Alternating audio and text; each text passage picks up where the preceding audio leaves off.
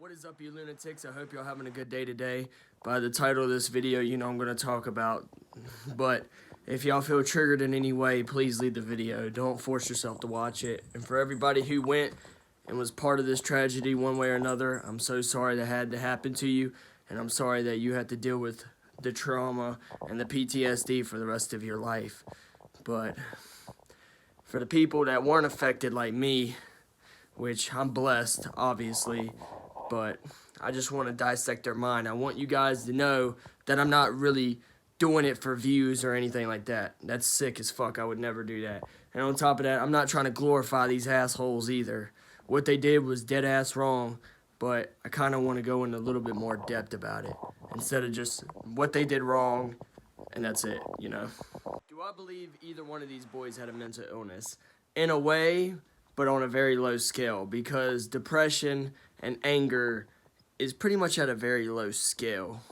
You know what I'm saying? Like, it's so common in a lot of people that it, you know, gets overseen because people just think it's just a regular sad emotion that you'll get over it eventually. But depression's a little bit deeper than that. So at a low scale, yes. It was like the yin-yang symbol. You had anger, and then you had depression. And you mix Dylan and Eric together, and boom. That's what you got. And that's what probably was one factor. I did end up watching the Hitman for Hire video, and I kind of like laughed a little bit because it was on the cringy side, but that kid, man, he was like, I don't like it. Oh! Let me play that clip for you real quick. You're always making fun of me. I don't like it. I need some help.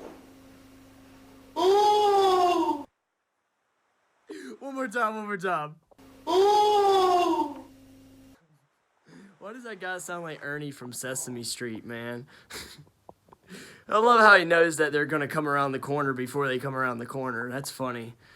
They literally could have been YouTubers, man. Like, if you think about it, they could have either been real assassins for the government, who knows, or they could have, you know, instead of acting out their fantasies for real, they could have been YouTubers, actors, you know what I'm saying?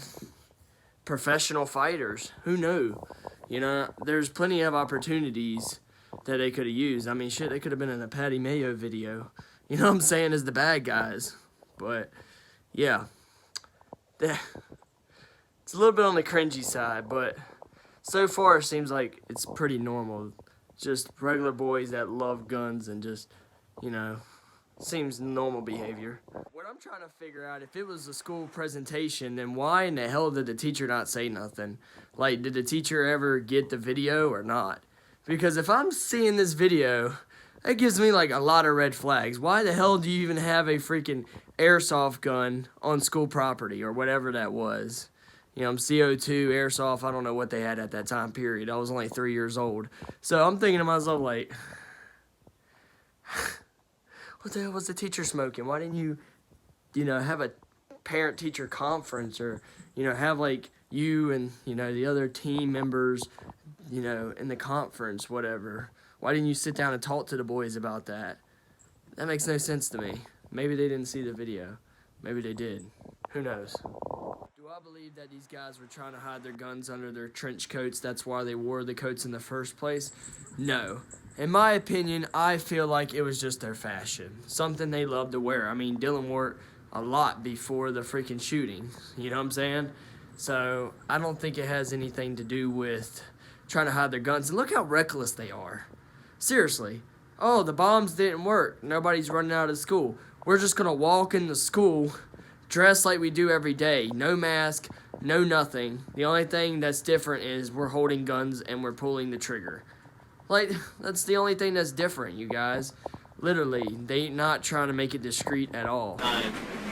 You know, we can't have any weapons on school grounds. You get suspended, expelled, you know, all that stuff. But, I never said that we couldn't bring our guns to school. And we're not wearing trench coats. Suck on that, media. So no, I doubt that they were using their coats to try to hide their guns. That's definitely not true. And another thing I think that's weird is that they're blaming Miss Klebold and saying, "Oh, you're a terrible mother. How could you not see the signs?" Let me tell you something.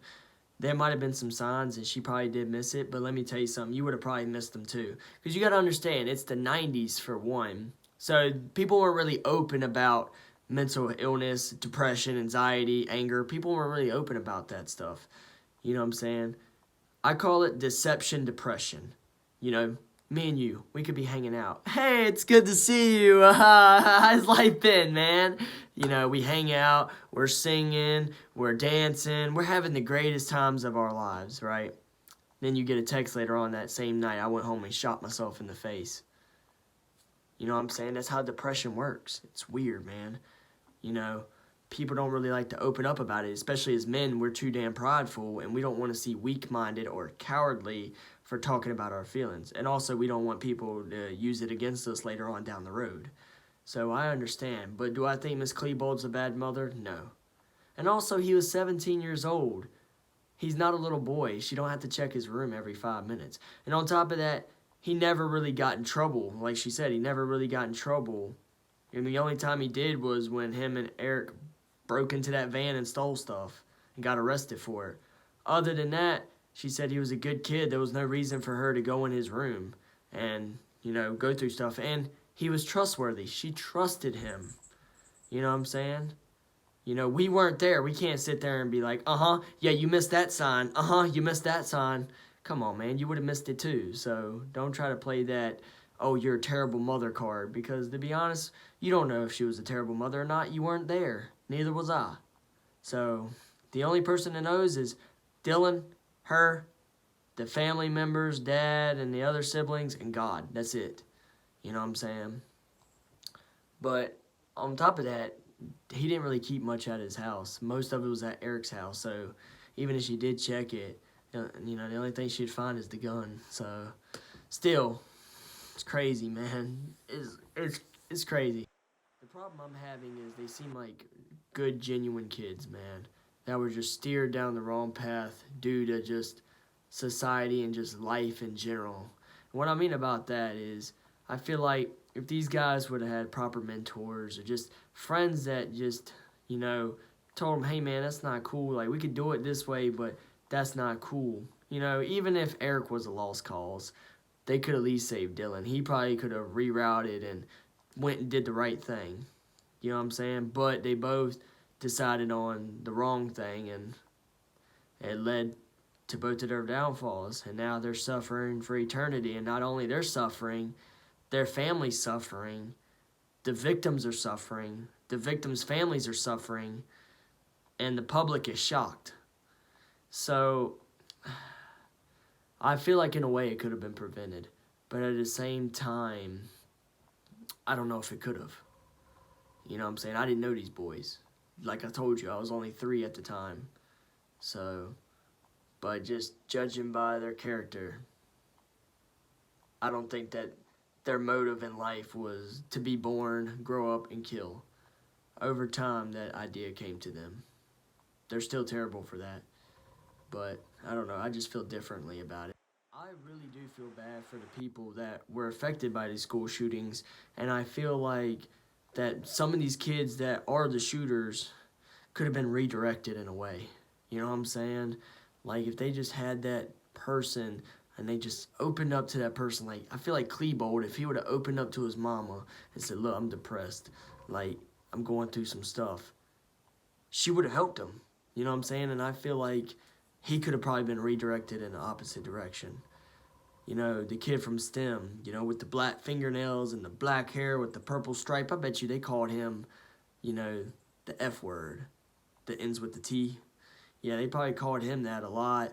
They probably pushed him around, and that's probably why he snapped, due to bullying. But I want you guys to understand that we're all different in a way, but you ain't got to do that. I had one of the most horrible high school experiences. I could sit in front of each one of these school shooters, and I could tell you at least maybe one of them, maybe one out of all of them, had a worse high school experience than me. Maybe one. And that's including Klebold and Harris. So, I mean, don't give up, man. Don't give up. Never give up.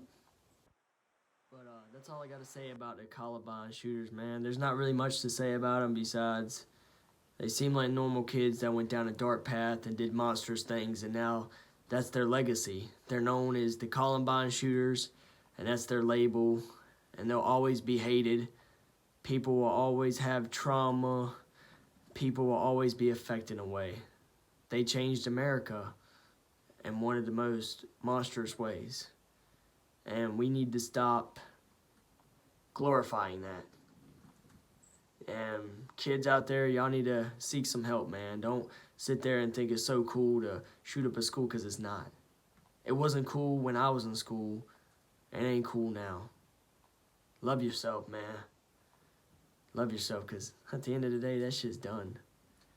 Guess what? My bullies ain't here with me at my house. I'm in a whole nother state living life, baby. I'm not locked up. You know what I'm saying? I ain't feeling the same way I felt back then. If I could talk to my younger self, I'd tell him a lot. You'll see in a few years, man. It's hard now.